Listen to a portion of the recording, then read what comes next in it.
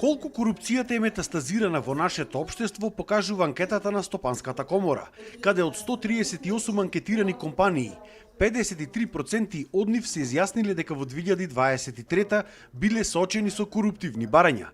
Од нив дури 78% стигнале од централната државната власт. Им било барано мито во вид на пари, услуги или подароци, најчесто при барање на одредени дозволи, инспекцијски надзори, царински и тендерски постапки.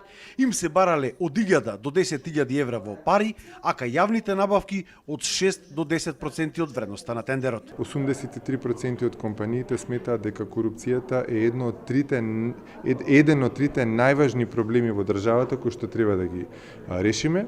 И второ, анкетата покаже дека дури 96% од компаниите кои што одговорија сметаат дека може да се има успех во борбата против корупцијата, што е охрабрувачки елемент, при што тие делумно се вртат и кон самите себе и велат дека имаат потреба да внесат, вградат или да ги засилат своите механизми за спречување на корупцијата. За стопирање на овој негативен тренд, компаниите бараат усогласување на нашето со европското законодавство за борба против корупцијата.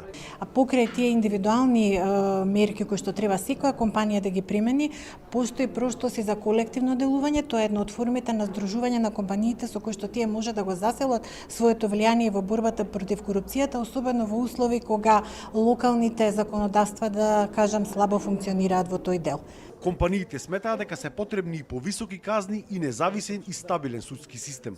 Доколку државата воведе систем најпрви на добри казни, односно судскиот систем да почне посериозно да казнува и да функционира, тогаш сметам дека ќе се намали ова како што кажа и американската амбасада, ендемска корупција во нашата држава.